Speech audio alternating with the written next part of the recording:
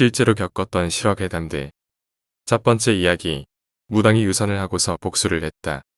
이모님은 젊은 시절에 이모부님을 잃고 홀로 아들 둘과 딸 하나를 힘겹게 키워오신 분입니다. 굳은 일을 많이 겪으셔서 웬만한 일로는 놀라지도 않으십니다. 그런 이모님께서 나도 사실 젊을 적엔 겁 많은 색시였단다 하시며 해주신 이야기입니다. 이모부님께서 돌아가신 지 며칠 지나지 않은 어느 날이었다고 합니다. 당시 이모님의 나이는 32세. 남편과 아이들을 보며 이제 알콩달콩하게 살아가기 시작한 때에 남편을 잃은 것입니다. 하늘이 무너지고 땅이 꺼지는 일인지라 한동안 끙끙 앓아누우셨던 이모는 옆에서 자기를 바라보는 새 아이들을 보며 이렇게 죽을 수 없다고 생각하셨다고 합니다. 그래서 부잣집에 삭바느질을 하러 다니셨는데 이모님이 일을 해주시던 부잣집은 시원한 대청마루와 마당에 늘씬한 버드나무도 가지고 있는 큰 기와집이었다고 합니다. 부잣집에선 이모님께 식모로 아이들을 데리고 들어오라고 했지만 국군 중령의 아내가 다른 집에서 식모를 할 수는 없다고 생각해서 거절했고 그런 꼿꼿한 태도가 주인 아주머니의 마음에 들어 아주머니의 집에서 나오는 바느질거리부터 주변 사람들의 일까지 모두 주선을 해주셔서 점점 돈을 모을 수 있게 되었다고 합니다.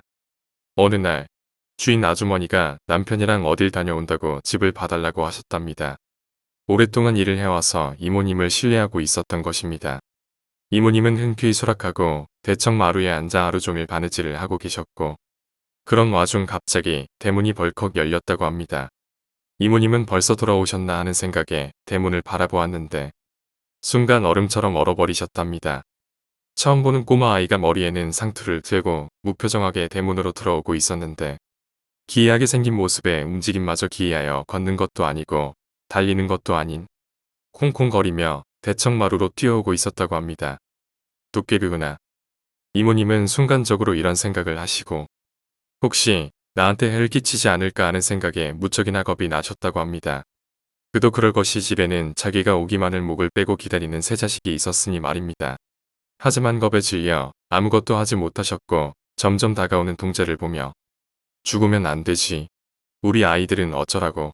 이런 생각만 되뇌이고 있었고 결국 동자는 대청마루까지 올라와 제자리서 깡총거리며 이모님을 빤히 보고 있었다고 합니다. 보면 안 된다. 난 죽으면 안 된다. 자신을 쳐다보는 동자의 눈은 마치 자신의 혼이라도 빼앗아갈 것 같은 기묘함이 있었고 이모님은 필사적으로 눈을 감으려고 했지만 이상하게도 눈을 감지도 못하고 식은땀만 흘리고 있었답니다. 하지만 동자는 그런 이모님을 유심히 쳐다보다가 한 번씩 웃고는 지나쳤고 총총걸음으로 집안을 한 바퀴 돌고는 대문을 나가더랍니다. 동자가 나가자마자 이모님은 실신을 하셨고 얼마나 지났을까. 이모를 깨우는 주인 아주머니의 다급한 목소리가 들리더랍니다. 힘겹게 눈을 떠보니 주인 아주머니와 그 남편이 자기를 걱정스레보며 무슨 일인지 물어보고 있었고 이모님은 반울음 섞인 목소리로 동자에 대해 이야기를 했지만 헛비비를 봤다며 믿지 않았답니다. 하지만 주인 아주머니와 달리 주인 아저씨는 매우 당황한 모습으로 잠시 다녀올 곳이 있다고 하시곤 황급히 집을 나가더랍니다.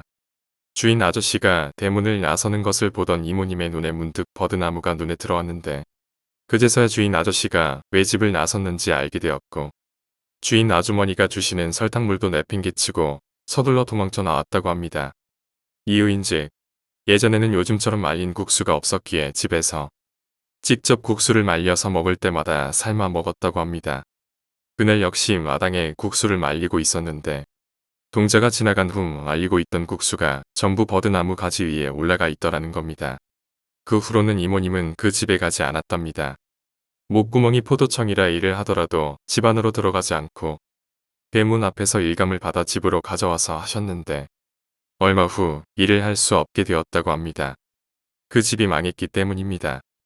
주인 아주머니가 급사를 맞아 돌아가시고 주인 아저씨는 병에 걸려 시름시름 앓다가 재산마저 사기로 전부 잃고 비참하게 동네 밖 논두렁에서 죽었다는 것입니다. 동네 사람들의 이야기로는 주인 아저씨가 옆 동네 한 여자 무당과 정을 통하고는 계속 만났는데 무당이 임신을 하자 유산하라고 배를 발로 차고 때리고는 발을 끊었다고 합니다. 결국 유산을 한 무당은 적당한 조치도 취하지 못하고 움막에서 시름시름 앓다가 명을 다했다고 하는데 어쩌면 이모님이 본 동자는 주인 아저씨를 벌하러 온 뱃속의 아이 아니었을까요? 두 번째 이야기. 룸메이트가 죽었다. 제 친구는 올해 대학을 졸업하고 이제 사회생활에 익숙해진 녀석입니다. 연구소에서 일하다고 보니 취업을 하고 한 세 달 동안은 지방으로 내려가서 매일 새벽 3시까지 룸메이트랑 공부하고 그 다음 날은 시험의 연속인 삶을 살았습니다.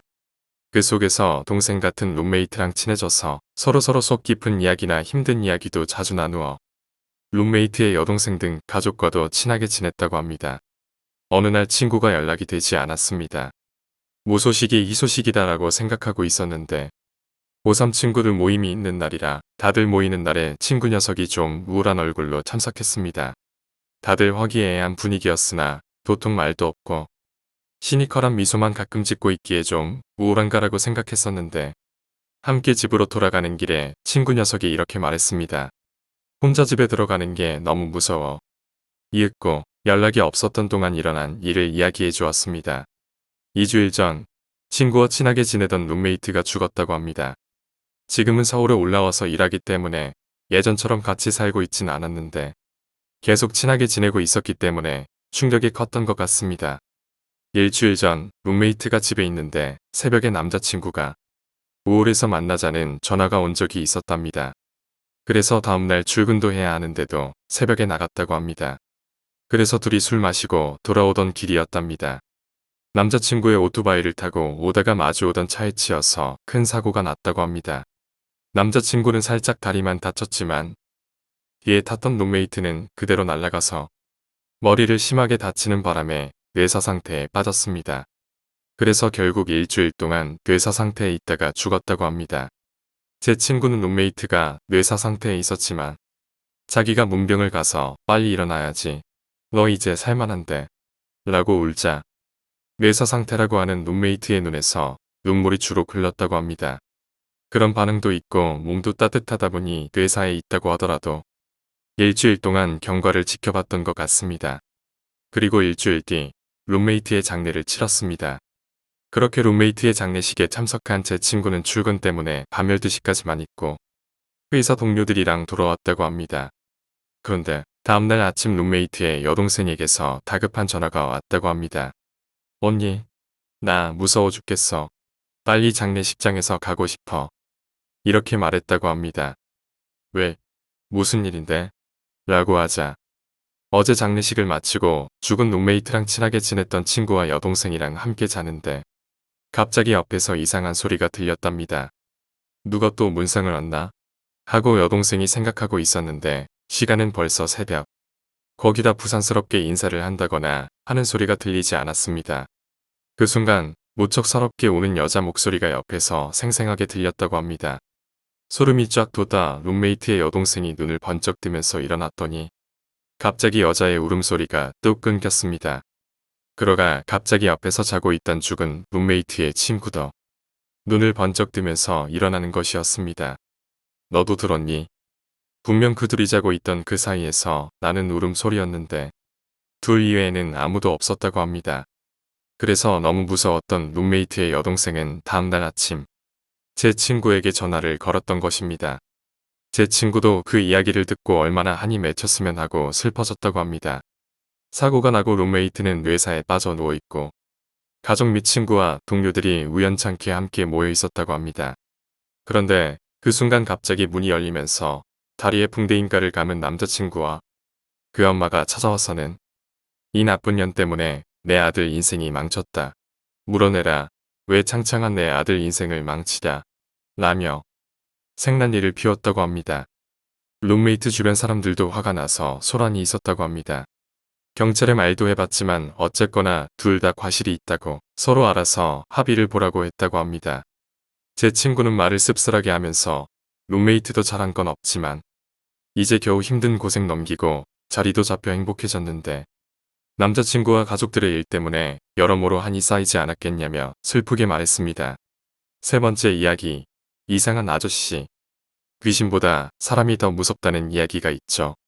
직접 그런 경험을 했던 적이 있습니다. 제가 초등학생 3학년 때였습니다. 그때는 아파트가 아니라 주택에서 살았는데 동네에 저보다 나이 어린 동생들이 많아서 맨날 같이 어울려 놀곤 했죠. 같이 놀면서 문방구 오락기에서 게임하기도 하고 PC방 가서 게임도 같이 하고 강가에 놀러 가서 개도 많이 잡고 그랬던 게 기억나네요. 그런데 어느 날이었습니다. 저희 동네에 작은 분식가게가 있었는데 거기 앞에 평상이 있었습니다. 그 평상에는 동네 어른분들이 모이셔서 이야기하고 쉬고 나셨죠. 그늘도 마찬가지로 저희 할머니를 비롯해서 동네 어른분들이 모여서 이야기하고 계셨고 저는 킥보드를 타며 동생들과 놀고 있었습니다. 근데 골목저 끝에서 웬한 아저씨가 저희를 계속 지켜보고 있더라고요.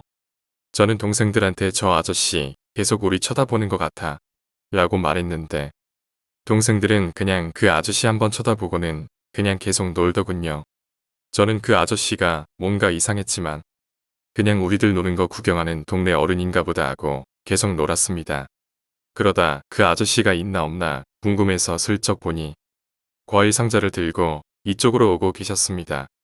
동생들도 그걸 봤고 누군가 우리 저 아저씨 도와주자 라고 말을 꺼냈습니다. 결국 나이가 가장 많았던 제가 그 아저씨를 도와주기로 했습니다. 제가 아저씨에게 다가가자 아저씨는 이 물건을 저기 앞에 있는 슈퍼까지만 내 킥보드에 싣고 가줄래? 라고 물어왔습니다. 저는 아무 생각 없이 네 라고 대답했죠. 동네 어른들이 앉아있는 평상 앞을 지나갈 때는 그 아저씨가 짐이 워낙 무거워서요. 라고 말하던 게 기억나네요. 물론 우리 할머니도 그 말을 들으셨고 말이죠. 슈퍼 앞에 상자를 내려놓고 돌아가려는데 그 아저씨가 도와줘서 고맙다며 맛있는 거 사줄 돈을 주겠다며 저를 큰 길로 이어진 골목길로 데려가더군요. 그 아저씨는 앞서가고 저는 뒤에서 따라가고 있었는데 아저씨가 흰색 트럭으로 걸어가더라고요. 그 안에는 마스크와 모자를 쓴 또 다른 사람이 타고 있었고 저는 뭔가 공포를 느꼈습니다. 더 이상 따라가면 안 된다는 걸 느꼈죠. 아저씨는 저한테 오라고 손짓을 했습니다. 저는 그냥 뒤돌아서 킥보드를 타고 최대한 빠르게 도망쳤습니다. 도망치며 뒤돌아보니 그 사람들은 트럭을 몰고 다시 큰 길로 나가더군요. 그때 뒤돌아보고 난 후 균형을 잃고 넘어지고 말았습니다. 무릎과 팔에 상처가 났죠. 평상에 가니 할머니께서 저보고 어쩌다 그리 다쳤느냐고 하시더군요. 저는 반쯤 울먹이는 목소리로 그 아저씨가 나를 끌고 가려 해서 도망치다가 넘어졌다고 말씀드렸죠. 동네 어른분들은 저희 할머니 보고 얘 다신 못 볼 뻔했구먼 하고 한마디씩 건네시더라고요. 저는 그날 저녁 집에 가서 할머니께 된통 혼났습니다.